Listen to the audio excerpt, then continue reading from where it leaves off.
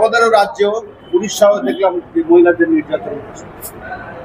Actually দেখতে পাচ্ছি যা নির্যাতন যা হচ্ছে, যে অপ্রীতিকর ঘটনা ঘটছে রাজ্য সহ সারা দেশে, তার জাস্টিস পাওয়া যাচ্ছে না। সেই জন্যই কি এই অপ্রীতিকর ঘটনা একেবারে ঘটে চলেছে। আর দেখুন ওই কাগজটার মধ্যে এইটার প্রত্যেকের আছে, এর মধ্যে একটা ছোট্ট পর্চি আছে, দেখুন পাবেন। ওই পর্চিটা কি?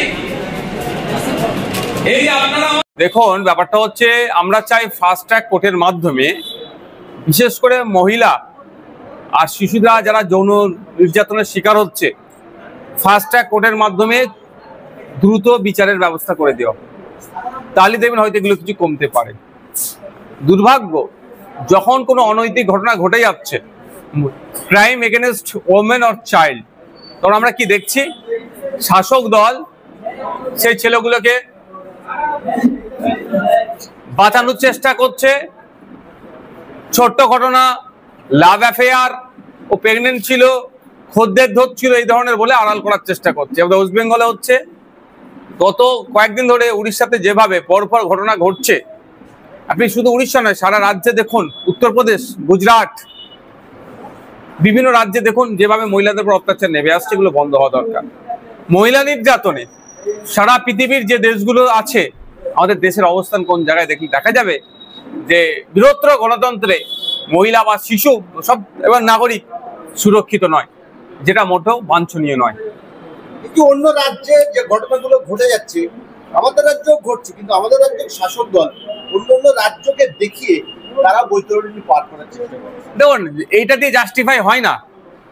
উত্তরপ্রদেশে একটা ক্রাইম এগেনস্ট ওমেনকে দেখিয়ে ওয়েস্ট বেঙ্গলে একটা মহিলার নির্যাতনকে ধামাচাপা দেওয়ার চেষ্টা যেটা হচ্ছে, এটা মোটেও কাঙ্ক্ষিত নয়। আমাদের ওয়েস্ট বেঙ্গলের কথা আমি যদি বলি, একদিন আমি আইনসভার সদস্য হিসেবে বলতে পারি যে আমরা চাইবো আমাদের ওয়েস্ট বেঙ্গলে এই মহিলা নির্যাতন থেকে শুরু করে শিশুদের উপরে যে নির্যাতন হচ্ছে, এগুলো বন্ধ হওয়া দরকার। আমরা বন্ধ করার পরে আমরা বলতে পারবো যে ওয়েস্ট বেঙ্গলের রেট এখন এখানে এসে পৌঁছেছে, আর 2011-তে এই রেট ছিল, 2025-এ এই পৌঁছেছে, তখন অন্য রাজ্যকে আমরা উদাহরণস্বরূপ দেখাতে পারি। কিন্তু দুর্ভাগ্য আমাদের, আমরা সেটা হচ্ছে না। উল্টে আমাদের রাজ্যে যে ঘটনা ঘটে যাচ্ছে, অন্য রাজ্যকে ঘটনাকে দেখিয়ে ধামাচাপা দেওয়ার চেষ্টা হচ্ছে, ফলে ব্যর্থতাকে ঢাকা দেওয়ার জন্য অন্য রাজ্যকে আমরা টেনে নিয়ে আসছি। 10 তারিখে আমরা দেখলাম যে তৃণমূলেরই নেতা একজন রেজ্জাক খান খুন হয়েছে, সেই নিয়ে ভাবার উত্তেজনা ইতিমধ্যেই শেষ হয়নি।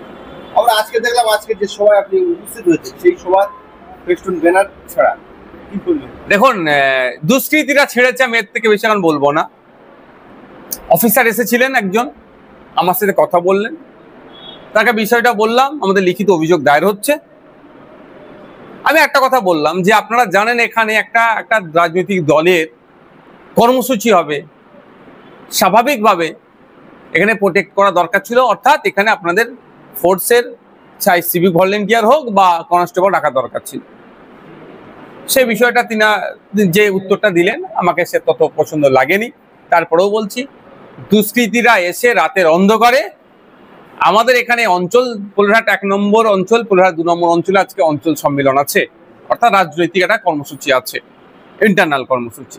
আমাদের যারা প্রতিনিধি আসবেন তাদেরকে স্বাগত জানানোর জন্য এই অভ্যর্থনা কমিটির পক্ষ থেকে একটা তোরণ করা হয়েছিল, একটা গেট করা হয়েছিল। রাতের অন্ধকারে কিছু দুষ্কৃতী এসে সেটাকে ছিঁড়ে দেয়। এবার কে বা কারা, তাদের পলিটিক্যাল অ্যাফিলিয়েশন কি, আমি এক্ষুনি বলতে পারবো না, বা আমি হাত গুনাকে বিশ্বাস করি না, বা আমি হাত গুনতে পারি না। এটা প্রশাসনের কাজ হচ্ছে।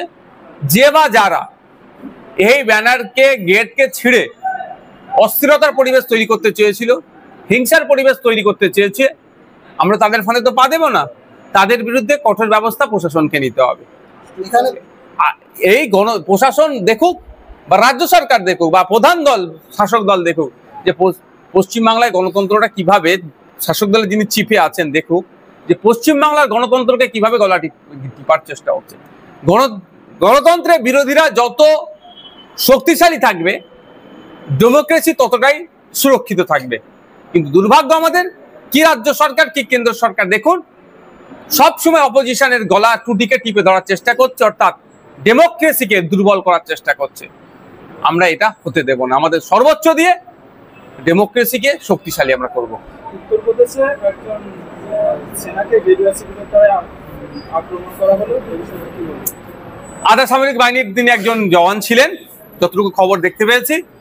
তারপরে ওই এনে যখন যাচ্ছিল তার আক্রমণ চালিয়েছে। শুধু এটা নয়, সরকারি সম্পত্তি, বেসরকারি সম্পত্তি, ভিন্ন বিশেষ ধর্মের মানুষকে দেখে আক্রমণ করছে।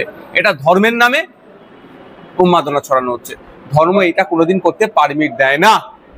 প্রত্যেকটা ধর্মের শেষ কথা দেখবেন, সে শান্তির কথা বলছেন, সৌহার্দ্যের কথা বলছেন, ধৈর্যের কথা বলছেন। কিন্তু আমরা কি দেখছি?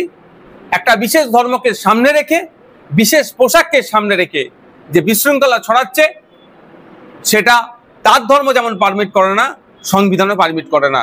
এখন দেখার বিষয় তাদের বিরুদ্ধে কি আইনত ব্যবস্থা নেয়। গতকাল শওকত মোল্লা এক মিটিং থেকে বলছেন যে রাজ্জাক খান খুনে যারা দোষী, যাদের বিজয়গঞ্জ বাজারে দোকান আছে, সেই জায়গাগুলো গরিবদের মধ্যে বন্টন করে দেওয়া। শওকত মোল্লা কি আইনের ঊর্ধ্বে নাকি? যদি এ কথা বলে থাকে চরম অন্যায় বলেছে। যারা দোষ করেছে, ভারতের বর্ষের যে আইন বিচার ব্যবস্থা, কোর্ট আদালতের মাধ্যমে যদি আমি ফাঁসির দাবি চাইবো, সর্বোচ্চ শাস্তির আমি দাবি চাইবো, সেটা হোক। কিন্তু তাদের অর্জিত অর্থে যদি দোকান থেকে থাকে, জায়গা থেকে থাকে, আপনি কেড়ে নিতে পারেন। আপনি কি যোগী আদিত্যনাথের মতো বুল্ডোজারের পক্ষে আসছেন? না বিজেপির সাথে যে আপনারা ঘর করছেন তৃণমূল, সেটা কি তার ইফেক্ট এখানে হচ্ছে? মন পাওয়ার জন্য, পরিবারের মন পাওয়ার জন্য, ভাঙড়ের মানুষের মন পাওয়ার জন্য এই ধরনের অবাঞ্ছিত মন্তব্য করছে। এটা চরম অবাঞ্ছিত মন্তব্য। যে খুন করেছে তার সর্বোচ্চ শাস্তি হোক, এটা চাইবো। কিন্তু তার সম্পত্তি অন্য কেউ কেড়ে নেবে, এটা হতে পারে না। এটা দেশের আইন পারমিট করে না। এবার শওকত মোল্লা সাহেব যে কথা বলছে, এর সাথে তৃণমূল কংগ্রেস সহমত কি কথার সাথে সহমত নয়? তৃণমূল কংগ্রেসের বড় নেতৃত্ব যারা আছে, হাইকমান্ড আছে, তাদেরকে আপনার একটু জিজ্ঞাসা করুন। তিনি বলছেন তো যে প্রশাসনের সাথে আমার কথা হয়, প্রশাসনের সাথে কথা হলে এরকম আইন, আমি ভাই বিএনএসএস আমি যতটুকু পড়েছি, এই ধরনের কোনো জায়গায় বলা নাই কেউ খুন করলে তার জায়গা কেড়ে নিতে হবে। তাহলে নতুন করে পশ্চিমবাংলার মধ্যে ক্যানিংকে আলাদা দেশ যদি উনি ঘোষণা করে দেন, যে আলাদা দেশ ক্যানিং, এই আর ভাঙড়টা ওনার জন্য এখন যদি আমি যতটুকু পড়েছি, এই ধরনের কোনো জায়গায় বলা নাই কেউ খুন করলে তার জায়গা কেড়ে নিতে হবে। তাহলে নতুন করে পশ্চিমবাংলার মধ্যে ক্যানিংকে আলাদা দেশ যদি উনি ঘোষণা করে দেন, যে আলাদা দেশ ক্যানিং, এই আর ভাঙড়টা ওনার জন্য এখন যদি দায়িত্ব পেয়েছে, ভাঙড়কে হয়তো আলাদা দেশ আগামী দিনে ঘোষণা করবে। তাই ক্যানিং এর আলাদা সংবিধান, ক্যানিং এর আলাদা আইপিসি সিআরপিসির পরিবর্তে যে এখন বিএনএসএস করেছে, আলাদা করেছে। তাহলে ওনার যেটা আইনের বই আছেন, তো ওনার কাছে তাহলে আইনের বই এই ধরনের যদি উনি করে রাখেন, সেটা উনি বলুক। তবে এই ধরনের যদি করে থাকেন, উনি দেশের দিকে ছাড়া আর কিছু হতে পারেন না। শেষ প্রশ্ন করবো, আমরা দেখতে পাচ্ছি রেজ্জাকটা খুনে বেশ কয়েকজন গ্রেপ্তার হয়েছে, 60 জন মতো। তারপর থেকে ভাঙড়ের তৃণমূলের শীর্ষ নেতৃত্ব আত্মগোপন করে একটা প্রবঞ্চনা আমরা দেখতে পাচ্ছি। তাদেরকে সচরাচর দেখা যাচ্ছে না আগের মতো, তারা আগে যেভাবে বাক্য বিনিময় করছে সেগুলো আর দেখা পাওয়া যাচ্ছে। এই খুনের সাথে যারা অ্যারেস্ট হয়েছে, এরা হয়তো খুন করেছে, আর যারা খুন করতে বলেছে তারা এখন অ্যারেস্ট হয়নি। দুটো কারণ, কেন খুন হয়েছে এটা খুঁজে বার করতে হবে। আর একটা হচ্ছে কারা খুন করার নির্দেশ দিল। আমি আবারও বলছি, শওকত সাহেব ওই দিনকে রেজ্জাক খানের ডেড বডির সামনে গিয়ে দাঁড়িয়েছিল 10 তারিখ রাত্রে। Right side, left side, front side, back সাইডে যারা দাঁড়িয়েছিল শওকত সাহেবকে ঘিরে, তাদের মধ্যে অনেকে খুনি হতে পারে যদি সঠিক তদন্ত হয়। Thank you. আরাফুল ইসলামের ছেলে পুত্র হাকিমুল ইসলাম, তিনি নিরাপত্তাভাবে তিনি প্রশাসনে জানিয়েছেন। হাকিমুল সাহেব দেখছেন তার দলের ছোট বড় মেজর সেজর নেতারা নিরাপত্তা পেয়ে যাচ্ছে, তিনি কেন পাবেন না? সেই চালিয়েছে। তবে যদি ওনার উপরে আক্রমণ হওয়ার কোনো সম্ভাবনা থাকে, প্রশাসনে অবশ্যই আশা করব তিনি এসবি আইবি যারা ডিআইবি আছে তারা দেখবেন থ্রেট কতটা আছে, নিরাপত্তা রক্ষী দেবে। তবে একটা কথা বলি, নিরাপত্তা রক্ষী দিয়ে সমস্যার সমাধান হয় না। কত নিরাপত্তা রক্ষী দেবে? কজনকে দেবে? ভাঙড়ের প্রত্যেকটা নেতা তো চাইবে, আইএসএফ এর প্রত্যেকটা নেতাকে তাহলে দিতে হবে। যাদেরকে এই গুন্ডামস্তানগুলোকে ধরে জেলের মধ্যে রেখে দিলে নিরাপত্তা রক্ষী দেওয়ার প্রয়োজন বোধ হবে না। ভাঙড়ের চিরুনি তল্লাশি হোক, ক্যানিং পূর্বের চিরুনি তল্লাশি হোক, সেন্ট্রাল ফোর্স, স্টেট ফোর্স দিয়ে ওষুধ। আমি তো ভাঙড়ের বিধায়ক হিসাবে ভাঙড়ের মানুষের আমি শান্তি চাই। ভাঙড়ের মানুষ শান্তিতে থাকুক, অবৈধ অস্ত্র শস্ত্র সব উদ্ধার হোক। Thank you. 21শে জুলাইয়ের প্রস্তুতিতে আমরা দেখতে পাচ্ছি ভাঙড়ের বেশ কয়েকটা প্রাইমারি স্কুলে বন্ধ করে শাসক দল সেই জায়গায় মিছিল করেছে। আরে পরীক্ষা পিছিয়ে দিচ্ছে, এটা মানবতা বিরোধী, শিক্ষা বিরোধীরা। এরা তো কোনোদিন শিক্ষা চায় না। এদের দলটা আলাদা। 1993 সালের ঘটনা, তখন তৃণমূল কংগ্রেস বলে কোনো দল ছিল না।